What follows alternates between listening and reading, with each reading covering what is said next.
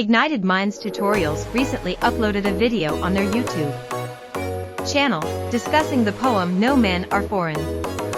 This thought-provoking poem by James Kirkup emphasizes the idea that despite our differences in language, culture, and beliefs, we are all human beings with the same basic needs and desires. The poet uses various poetic devices, such as repetition, metaphor, and imagery, to convey this message effectively. By exploring the poem's themes and analyzing its use of literary devices, the video offers a rich and informative discussion of this influential work. Overall, this engaging and informative video is a valuable resource for anyone interested in poetry or cross-cultural understanding. Okay people, we will cover this chapter in English. ठीक है, इसमें भाई साहब है आपका क्या chapter का नाम है भाई साहब, what is the name of the chapter. ठीक है, no man are foreign. Actually ये आपका एक पोएम है, नो मैन आर फॉरेन. ठीक है, देखो फॉरेन मतलब होता क्या है. फॉरेन मतलब कोई बाहर के कंट्री से आ रहा है. ठीक है, ये जो कंट्रीज का विभाजन है या देश का विभाजन है या प्रांतों का विभाजन है, ये बेसिकली हमारे एवोल्यूशन में एकदम लास्ट स्टेज में आया है. पहले के मतलब एकदम अगर हम पहले पुरातन ज़माने में जाए, जब हम एप्स हुआ करते थे, did we have any boundaries? No. Yes, किसी किसी का दबदबा होता है. जैसे एनिमल्स में देखोगे, अगर तुम किसी दूसरे मोहल्ले का कुत्ता अगर इस मोहल्ले में आ गया, सब उसको खदेड़ेंगे, है ना. मतलब आप तो वाइल्ड में जाते नहीं हैं, लेकिन ये तो आपको दिखेगा ही, है ना. कोई दूसरे मोहल्ले का कुत्ता या कॉलोनी का कुत्ता अगर इस मोहल्ले में आ गया तो उसको सब लोग हमला कर देंगे. क्यों? ऐसा क्यों होता है? कोई डिमार्केशन है क्या? हाँ, तो इनका जो भाई साहब रिसोर्सेज है, देखो सबको जो यहाँ पे जो मिल रहा है वो मिल बांट के खा रहे हैं लोग, है ना. कोई बिस्कुट डाल के जा रहा है, कोई रोटी दे रहा है भाई साहब, कोई जो भी खाना खिला रहा है, ये मिल बट रहा है ना भाई साहब. ये 4-5 कुत्तों में मिल बट रहा है उस कॉलोनी में. अगर छठवा आता है तो भाई साहब शेयर और कम हो जाएगा. ये उनके मानसिकता में है. दैट कैलकुलेशन इज देयर, और इसीलिए ये होता है. और ये सिर्फ एक शहर के इलाके में ही नहीं, आपके जंगल्स में भी होता है. ठीक है, जंगल्स में भी ट्राइब्स होते हैं, मतलब आपके शेरों का एक ट्राइब होता है, एक झुंड होता है. उसमें अगर कोई दूसरा शेर आ रहा है तो उसकी मतलब उसके साथ बहुत बड़ी लड़ाई होगी और उसमें से कोई एक जीतेगा. बंदरों के झुंड में भी ऐसा ही होता है. ठीक है, ऑलमोस्ट ऑल एनिमल स्पीशीज में इस तरीके का होता है. ठीक है, और यही चीज़ हमारे अंदर भी हमने क्या किया भाई साहब, कंट्रीज़ बना ली. ठीक है, कंट्रीज़ बना ली एक बहुत बड़े समुदाय को लेकर. यहाँ पे बंदरों का झुंड या शेरों का झुंड 8-10 में मामला निपट जाता है, लेकिन कंट्रीज़ मतलब करोड़ों में होता है ना. So there were basically countries that were created. और जैसे ही कंट्रीज़ क्रिएट होते हैं भाई साहब, आप फ्री नहीं होते फिर. ठीक है, अपने कंट्री में भी आप चलो मान लिया कि आप फ्री हैं, लेकिन आप दूसरे कंट्री जाने में फ्री नहीं हैं. ठीक है, there has to be a passport which has to be issued, there has to be a visa that needs to be given to you. और पासपोर्ट वेरिफिकेशन, जब पासपोर्ट आपका बनता है तो आपको पुलिस स्टेशन जाना पड़ता है. पुलिस आपके घर आती है फॉर वेरिफिकेशन पर्पसेस. आपका कोई क्रिमिनल रिकॉर्ड तो नहीं है, क्योंकि आप एक दूसरे जगह जा रहे हैं. तो दूसरे जगह अगर आप जा रहे हैं तो यहाँ पे कोई क्राइम करके तो नहीं भाग रहे हैं. ठीक है, ये वेरीफाई होता है बेसिकली पासपोर्ट में. वीज़ा में भी आपका देखो, दूसरे कंट्री वाले आपको वीज़ा दे रहे हैं, मतलब आपको वहाँ पे वर्क वीज़ा में जाना पड़ रहा है, या आपको भाई साहब एक टूरिस्ट वीज़ा, ये सारे वीज़ाज जो है तो वहाँ से इशू होंगे. आपको कोर्ट में जाना पड़ेगा वीज़ा के लिए. ठीक है, वीज़ा में आपको कोर्ट में जाना पड़ेगा. आपको जैसे समझ लो, अगर मैं let's say if you are going to America और आपको भाई साहब इंग्लिश नहीं आती है तो फंस जाओगे ना. वहाँ पे कैसे आप काम, तो आप नहीं कर सकते, आप नहीं जा सकते. वहाँ पे आपके जज आपसे क्वेश्चंस पूछेंगे इंग्लिश में, और अगर आप उनके उत्तर इंग्लिश में नहीं दे पा रहे, you are not fit to go to America despite whatever capabilities you might have. ठीक है, सो ये सारी चीज़ें हो जाती हैं भाई साहब. ठीक है, तो हमारा जो है डिमार्केशन हो गया है. Now no man is free. ठीक है, every man is free till the time he or she is residing in her own country, not otherwise. ठीक है, दूसरे कंट्री में जाने के लिए या तो वहाँ का सिटीजनशिप चाहिए आपको, जो मिलता है अलग अलग रूल्स एंड रेगुलेशंस के साथ. ठीक है, जैसे अमेरिका में आप बहुत सालों तक रहेंगे और अगर आपने कोड ऑफ कंडक्ट अपना मेंटेन किया है तो आपको सिटीजनशिप वहाँ की मिल सकती है. ठीक है, कनाडा की सिटीजनशिप मिल सकती है. सिटीजनशिप मतलब वहाँ के बाशिंदे हो गए आप, मतलब अगर जो भी आपके बच्चे होंगे वो वहाँ के ही सिटीजन्स होंगे. ठीक है, तो मतलब जैसे मैं इंडियन हूँ. ठीक है, तो अगर आप अमेरिका में बस जाते हैं और वहाँ की गवर्नमेंट ने आपको अभी सिटीजनशिप दे दिया, तो then you would not require any proofs. ठीक है, ग्रीन कार्ड होल्डर बोलते हैं अमेरिका में. अलग अलग देशों के अलग अलग नियम है. ठीक है, okay. So if we look into the poem has got no rhyming scheme, आ बा बा ये सब कुछ भी नहीं है भाई साहब इसमें, ठीक है, क्लियर है। So the poem is written in free verse, जिसमें भी भाई साहब राइमिंग स्कीम नहीं रहता है, वो ए बी वाला पैटर्न नहीं रहता है, उसको हम बोलते हैं फ्री वर्स, ठीक है। Okay, remember no man are strange, no countries foreign, ठीक है, beneath all uniforms a single body breathes. तो पोएट का जो मानना है वो ये है कि भाई साहब हम सब के सब इंसान हैं और इंसानों का कोई डिवीजन नहीं है, ठीक है। हाँ, कुछ यूनिफॉर्म आपने पहन रखे हैं, कुछ आपकी वेशभूषाएं हैं, ठीक है, कुछ आपके कायदे कानून हैं, ठीक है। नो मैन आर स्ट्रेंज, कोई भी इंसान भाई साहब स्ट्रेंज नहीं है। जैसे अगर कोई, अभी समझ लो भाई साहब यहाँ पे आप लोग बैठे हैं, मैं भी एक इंडियन हूँ, आप लोग भी एक इंडियन है, अगर कोई एक भाई साहब अमेरिका से इंसान आकर बैठ गया, सब लोग उसको देखते रहेंगे, है ना, ठीक है, और ये कहाँ से आ गया भाई साहब, ये तो हमारा स्टूडेंट, ऐसा ही होगा कि नहीं, दिस विल हैपन, ओके। अच्छा, इनको लग रहा है कि अमेरिकन है, ओके, ठीक है, okay. Beneath all uniforms a single body breathes, ठीक है। तो सारे यूनिफॉर्म्स के नीचे भाई साहब वही इंसान है, वही सांस लेने का रेट है भाई साहब, वही आपका मतलब हार्ट वैसे ही काम कर रहा है, ब्रेन वैसे ही काम कर रहा है, ब्लड सर्कुलेशन वैसे ही हो रहा है, ठीक है। Like ours the land our brothers walk upon is earth like this in which we all shall die. हम सब यहाँ पे पैदा हुए और हम सब यहीं पे मर जाएंगे, ठीक है। सिर्फ बाउंड्रीज हमने क्रिएट करके रखी हुई हैं, ठीक है, ओके। तो what is the explanation out here? Here the poet tells us that no countries are foreign, मतलब हम जितना भी बोल लें, on paper countries are foreign, ठीक है, पेपर वर्क अगर आप करेंगे, पासपोर्ट, वीजा, इस हिसाब से कंट्रीज आर डेफिनेटली फॉरेन, ठीक है। बट अगर आप इंसानी तौर पे देखें तो there are no countries which are foreign, ठीक है, okay. The poet tells us that no countries are foreign and no men are strange. The poet conveys the idea that if the borders that were built between countries to separate them and their people from other are removed, then we will be the same without any differentiation. अगर भाई साहब हम borders को remove कर देते हैं तो सब के सब हम same हो जाएंगे, ठीक है। If we remove the borders, then all of us would be just the same. Under the uniforms that were worn by soldiers of different countries and nationalists, the man, the human beings is the same, ठीक है। तो जितने भी uniforms हमने wear किए हैं, soldiers of different countries and nationalist, ठीक है, the man the human being is the same. तो चाहे जो भी आप वेशभूषा डाल लो, आर्मी का यूनिफॉर्म चाहे जो भी पहना लो, सब के सब इंसान है, ठीक है, we all are basically human beings. The land we walk on is the same for everyone and once we are dead we all shall be buried in the same land for the same mother earth. तो भाई साहब हम जिस तरह से पैदा हुए हैं उसी तरह से भाई साहब मर जाएंगे, उसी लैंड में हम सब भाई साहब समा जाएंगे, ठीक है। सो एक कहानी जो मतलब एक, अगर आप देखें सारे देश के बॉर्डर्स को हटाकर और सारी चीज़ों को हटाकर देखें, तो अगर हम पूरे इंसानियत को देखें तो we are all basically human beings, we all are born and we all will die on the same earth, ठीक है। तो वहाँ पे हमारी आइडेंटिटी सेम है, भले ही हमारी कंट्री की आइडेंटिटीज अलग अलग हैं, ठीक है, लेकिन हमारी जो वास्तविक इंसानियत वाली आइडेंटिटी है वो सेम है, ठीक है। तो that is what he means. Poetic devices क्या क्या यूज हुई हैं भाई साहब यहाँ पे? ऑलिटरेशन। What do we mean by alliteration?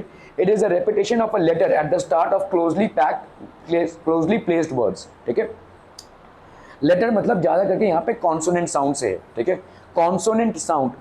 Letter मतलब हम यहाँ पे किसकी बात कर रहे हैं? एक कॉन्सोनेंट साउंड की बात कर रहे हैं, ठीक है, not a vowel sound. Vowel sound हम क्या बोलते हैं? असोनेंट्स, ठीक है। कॉन्सोनेंट साउंड की बात कर रहे हैं हम यहाँ पे, ठीक है। Are we clear on this one people? The repetition of the letter B in the body breathes, ठीक है। तो आप देखो यहाँ पे beneath all uniforms a single body breathes, तो आपका देखो यहाँ पे एक ही सेंटेंस में ये बी यहाँ पे यूज हुआ है, यहाँ पे यूज हुआ है और यहाँ पे यूज हुआ है। This is basically an example of alliteration, ठीक है, okay. Metaphor, the poet has used the word uniforms to talk about the militaries across the world, ठीक है। मेटाफर मतलब कंपैरिजन, ठीक है। मेटाफर मतलब एक चीज को दूसरी चीज से कंपेयर करना। यहाँ पे उन्होंने यूज किया है क्या? Beneath all uniforms. यूनिफॉर्म्स मतलब यहाँ पे क्या बोल रहे हैं? जो भी मिलिट्री होती है, हर एक आर्मी का भाई साहब एक अलग आर्मी ड्रेस होता है, ठीक है। So that is what is meant here, ठीक है। The poet has used the word uniforms to talk about the militaries which are across the world, ठीक है। एंजैबमेंट क्या होता है भाई साहब? वही एक लाइन को आपने भाई साहब ठूसा हुआ है, 2-4 लाइन बना दिए, एक लाइन ही इन कंटिन्यूएशन में है, 2-4 लाइन पोएम में, ठीक है। These sentences are being continued to the next line without a break. It can be absorbed throughout the stanza. तो आप पहले स्टैंजा में देखिए, remember no man are strange, no countries foreign, beneath all. तो कोई भी जो है आपका लाइन स्टॉप नहीं हो रहा है, ठीक है।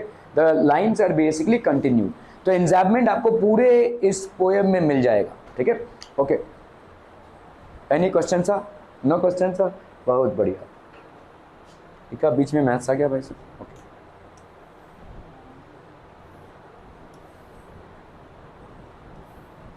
दे too aware of sun and air and water, सबके लिए सूरज समान है, वाटर सेम है और एयर भी, ठीक है। Are fed by peaceful harvest by wars long winter starved, their hands are ours and in their lines we read a labour not different from our own, ठीक है। तो आपका भाई साहब यहाँ पे here they refers to the people of other countries, तो यहाँ पे वो संबोधन कर रहे हैं दूसरे लोग जो हैं दूसरे कंट्रीज के, ठीक है। पीपल ऑफ हेयर दे, यहाँ पे जो दे यूज किया गया है वर्ड, ये people of other countries, this is basically referred to people of other countries, this is being referred to people of other countries. They refers to people of other countries, we often fight with one another, ठीक है, to aware of sun, air and water, but we must not forget that we all are the same. People in other countries too feel the same sun, same air and same water, ठीक है। वही जो natural resources मिले हैं, nature ने कोई discrimination नहीं किया है, जितना भी हमारा डिस्क्रिमिनेशन है हमारे खुद का क्रिएटेड है। नेचर ने ऐसा नहीं बोला कि अमेरिका वालों को भाई साहब ज़्यादा धूप देंगे हम और इनको कम पानी देंगे, ऐसा कुछ नहीं है। नेचर का जो डिस्ट्रीब्यूशन है, ठीक है, वो कोई डिस्क्रिमिनेशन के हिसाब से नहीं है, ठीक है। It's just that we have created discriminations, ठीक है। Okay, all of us get these gifts of nature in the same amount. The poet is giving these examples to show that God, who is the creator, does not differentiate among us. तो बनाने वाले ने भाई साहब कोई भी differentiation नहीं किया है। मसाज पार्लर खोलना है भाई साहब, तो okay, so differentiation among us, who is the creator does not differentiate amongst us. तो हमारा भाई साहब गॉड जिसने सबको बनाया है उसने कोई भी डिफरेंशिएशन नहीं किया है, ठीक है। Okay, he gave equal means to everyone. When there is no war, people in other countries to do farming will all live peacefully. We all have to struggle and starve when there is a war, ठीक है। तो जब अगर भाई साहब कोई war नहीं है, सब भाई साहब आराम से रह रहे हैं, सो आप देखो एक वॉर हुआ या दो वॉर हुए, जैसे आपका ये आपके वर्ल्ड वॉर के टाइम पे, ठीक है, यूरोपियन कंट्रीज में बहुत घमासान युद्ध हुआ, जर्मनी, इटली, ऑस्ट्रिया, सब कंट्रीज इवॉल्व हुई, और उस दौरान सारे कंट्रीज में इकोनॉमिकली इतना लॉस हुआ कि आज तक देखो वो सारे कंट्रीज विदाउट एनी वॉर हैं, ठीक है। It's been 1945 was the end of the second world war and till now 2023 there is no question of any war that is happening in the European continents, क्योंकि उन्होंने देखा है, ठीक है, वो तजुर्बा उनको है कि भाई साहब क्या दहशत मचती है और कैसे लोगों की जानें जाती हैं और कैसे प्रॉपर्टी लॉस होता है। सो इन स्पाइट ऑफ ऑल, अगर आप यूरोपियन कंट्रीज को देखोगे लगते हैं जैसे इंडिया के स्टेट्स हैं, ठीक है, एक साथ ही हैं सब, ठीक है, किसी कंट्री के तो आजू बाजू में कोई सी भी नहीं है, but still they are managing themselves without any wars as of now, ठीक है। कुछ चाहिए भाई साहब? स्केल दे दो भाई साहब, किन्हीं के पास सही बोलवा तो।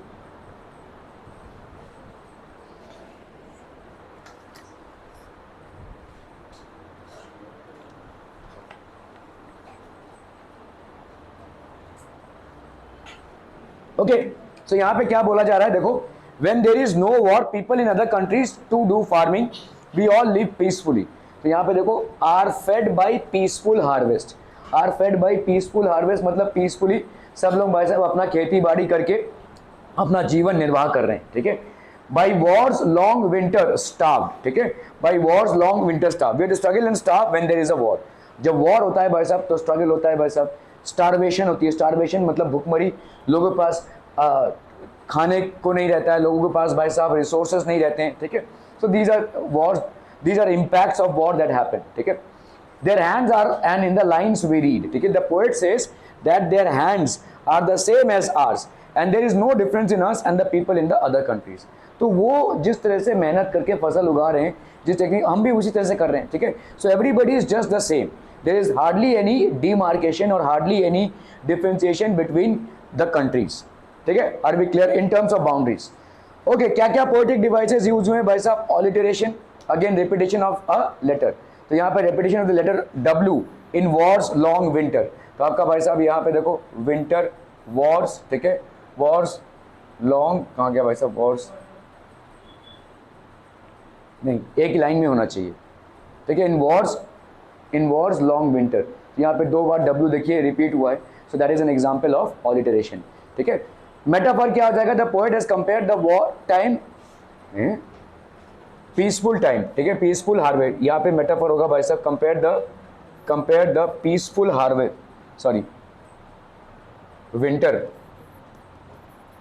Winter to the war time.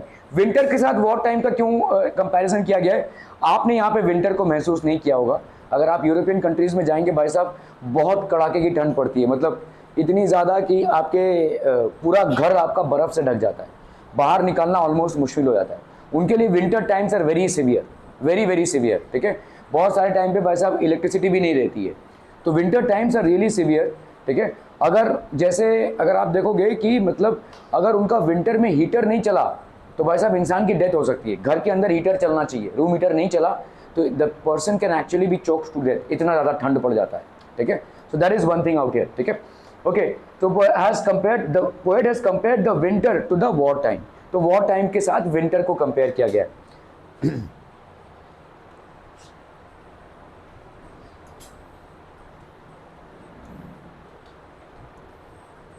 Remember they have eyes like ours that wake, ठीक है। तो ये कंपेयर कर रहे हैं भाई साहब, उनकी भी आंखें हमारी तरह हैं, ठीक है, जो वेक करती हैं। आवर स्लीप और sleep and strength that can be one, ठीक है।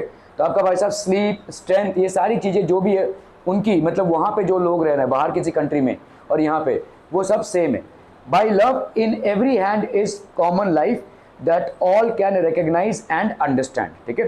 The poet asked the readers to remember that the people in other countries who we think our enemies have the same eyes as us, उनकी भी आंखें भाई साहब वैसी हैं, constantly कुटर putter किए जा रहा है। तो their eyes are open when awake and closed when asleep, तो भाई साहब अगर इंडिया का कोई इंसान आंख बंद करके सोता है और जब उसकी आंखें खुली होती हैं तो वो जगा हुआ है, वैसा सेम चाइना में भी रहेगा। भले उनकी आंखें थोड़ी छोटी होती हैं लेकिन वो भी भाई साहब खुली आंखों से जगे ही रहेंगे और बंद आंखों से सोएंगे, है ना।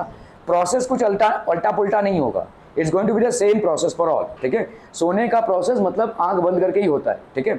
ओके, हाँ कुछ है भाई साहब ऐसी जगह, मतलब आंख खुले में भी सो जाते हैं, ठीक है। They have the same appearances as us, similarly God has given us the same strength that we can all win through love, ठीक है। सो लव का जो इमोशन है या स्ट्रेंथ है, ये सारी चीज़ें जो है तो सबके लिए समान है। The poet tells the readers that on every land beyond boundaries we have one thing in common, that is life, ठीक है। तो लाइफ जो है वो कॉमन है, लाइफ के जो स्टैंडर्ड्स बेसिक हैं वो कॉमन है। Life means all things that are living, we must all recognise and understand each other to avoid fights और वॉर्स अमंगस्ट अस, ठीक है। ओके, सो ये आपका यहाँ पे एक दूसरे को रिकग्नाइज करना और अंडरस्टैंड करना। अगर इतना ही हम मान लें कि सारे इंसान हैं और इंसानों की भाई साहब जो क्वालिटी होती है ऑफ लाइफ वो सेम है, तो वो काफ़ी है सारी दुश्मनियों को मिटाने के लिए, ठीक है। There will be no animosity at all, ठीक है। तो यहाँ पे भाई साहब एंजैबमेंट डिवोर्स हुआ है, देखो यहाँ पूरा एक जो लाइन है ये यहाँ से स्टार्ट हुआ है और यहाँ पे भाई साहब एंड हुआ है। तो पूरे स्टैंजा में ये लाइन देखो 3 लाइन में खत्म हुई है, ठीक है। 1 line has actually ended in 3 lines. The sentences are being continued to the next line without a break. It can be absorbed throughout the stanza. Okay. हाँ. कौन सा बेटा? करेक्ट, ऑलिटरेशन भी होगा भाई साहब, ठीक है। ऑलिटरेशन होगा, this will be alliteration will also be there. कहाँ के भाई साहब? स्लीप एंड स्ट्रेंथ, ठीक है। एस वर्ड से हो रहा है भाई साहब आपका sleep and strength. Yes, alliteration would be there, ठीक है। Are we clear on this one, people? Let us remember, whenever we are told to hate our brothers, it is ourselves. तो अभी पोएट बोल रहे हैं कि अगर आपके देश में ये शिक्षा दी जा रही है कि भाई साहब उस देश के वासियों को हेट करो, तो एक्चुअली आप अपने भाइयों को ही हेट कर रहे हो, ठीक है, क्योंकि वो ह्यूमन स्पीशीज ही हैं, ठीक है। Let us remember, whenever we are told, जब भी हमको बोला जाता है कि उस कंट्री के लोगों को हेट करो, so actually we are being told to hate our brothers only, to hate our brothers, that we shall dispose, betray, condemn, ठीक है, that we shall betray. Remember, we do not take arms against each other. The poet says that we should remember that whenever someone tells us to hate someone from another country and to think of them as our enemy, then we dislodge ourselves. हम भाई साहब क्या कर रहे हैं? एक दूसरे के बीच में जबरदस्ती का एक डिफरेंस क्रिएट कर रहे हैं। We betray ourselves, हम पहले उनसे तो हम बाद में निपटेंगे, पहले हमने अपने आप को ही बिट्रे कर दिया है, ठीक है। We are betrayed, if we ever do such a thing that we shall dispose, betray and condemn. तो उनको कंडेम करेंगे उसके पहले हमने अपने आप को ही कंडेम कर लिया है, उनको बिट्रे करेंगे उसके पहले हमने अपने आप को ही बिट्रे कर लिया है, डिस्पोज कर दिया है हमने, ठीक है, डिस्पोजेस कर दिया हमने, ठीक है, हमने अपने आप को ही डिस्पोजेस कर दिया है, ठीक है। ह्यूमैनिटी के सब अंश हैं, इस चीज को ही हमने भुला दिया है, ओके।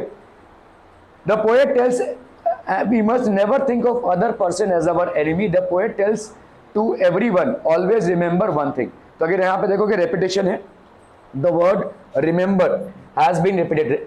रेपिटेशन मतलब क्या होता है, एक स्टैंजा में अगर एक ही वर्ड बार बार रिपीट हो उसको हम बोलते हैं रेपिटेशन। ऑलिट्रेशन मतलब अगर एक लाइन में एक कॉन्सोनेंट साउंड रिपीट हो, और एसोनेंस मतलब एक लाइन में अगर वॉवल साउंड आपका रिपीट हो, ठीक है। तो यहाँ पे आपका देखो रेपिटेशन हुआ है रिमेंबर, ठीक है, और कहाँ है भाई साहब रिमेंबर, एक और बार देखो यहाँ पे यूज हुआ है एक स्टैंजा में, so this is called repetition. The word remember has been repeated in this stanza, ठीक है। एंजाबमेंट अगर आप देखोगे भाई साहब, एंजाबमेंट पूरा देखो, ये पूरा एक लाइन है, ये यहाँ से लेकर यहाँ तक एक लाइन है जो 3 लाइन में आया है, ठीक है। So that is basically an example of enjambment. These sentences are being continue to the next line without a break, it can be absorbed through the stanza, ठीक है। एसोनेंस कहाँ पे,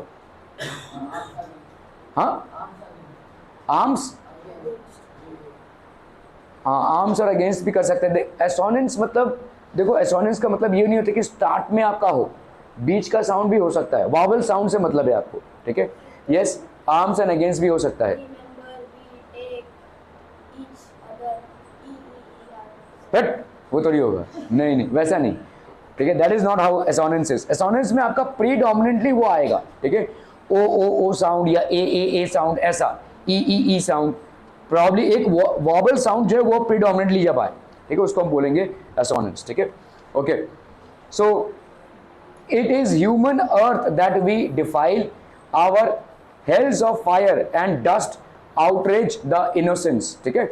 मतलब हमारे जो hells of fire and dust rage outrage the innocence, तो innocence की एक खत्म, हम बोल सकते हैं इनोसेंस ऑलमोस्ट खत्म हो गया। It is the human earth that we defile. The poet tells us that whenever we pick up a weapon against anyone, there will be bloodshed, fire and death, and we will make the earth's land dirty and impure, ठीक है। तो भाई साहब अर्थ का जो land है उसको हम डर्टी और इम्प्योर बना देंगे। Whenever we pick up a weapon against anyone, जब भी हम भाई साहब हथियार उठाते हैं किसी को भी मारने के लिए आक्रोश में, ठीक है, so there will be bloodshed, तो obviously खून खराबा होगा, फायर होगा एंड डेथ, ठीक है, and that will make the earth's land dirty and impure। और अर्थ जो एक हमको मतलब सुनहरे तरीके से मिलेगा, इसको हमने क्या कर दिया भाई साहब, dirty and impure. Of air that is everywhere our own, remember no man are foreign and no countries strange. तो कोई भी कंट्री जो है तो फॉरेन नहीं है, नो मैन आर स्ट्रेंज भी नहीं, ठीक है। Finally the poet says the dust will fill up the air as if there is a fire and will disturb the purity of air. Finally the poet says that no man are foreign and no country strange. कोई भी भाई साहब man foreign नहीं होते और कोई भी country strange नहीं होता है, meaning beyond the boundaries we are still the same inside with similar characteristics and features। हम सब अंदरूनी तरीके से बाउंड्रीज को अगर हम हटा दें तो we all are the same, ठीक है। we all feel the same and we all are one। poetic devices में भाई साहब क्या हो जाएगा, refrain। the poet has repeated the first line of the poem in the stanza। तो आपका भाई साहब जो पहला लाइन था वही इसमें stanza में रिपीट हुआ है, ठीक है। enjambment, the sentences are being continued to the next line without a break in the second line, ठीक है, समझे, ओके। तो आपका पोएटिक डिवाइस में रिफ्रेन मतलब क्या होता है, रिफ्रेन मतलब एक लाइन जो पहले यूज हो सकता है फिर से उसको यूज करना। पोएम में एक लाइन जो पोएम के किसी भी हिस्से में यूज हुआ है उसको फिर से यूज करना, उसको हम बोलते हैं रिफ्रेन, ठीक है। तो यहाँ पे देखो एक लाइन यूज हुआ है, इधर गया वैसे,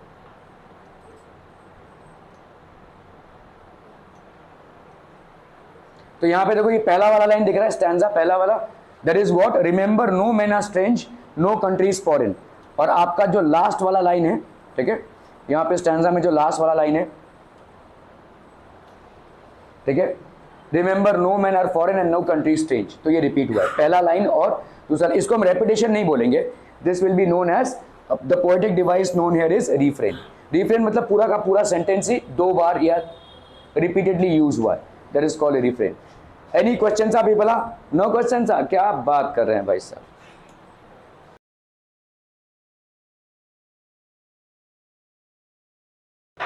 Okay.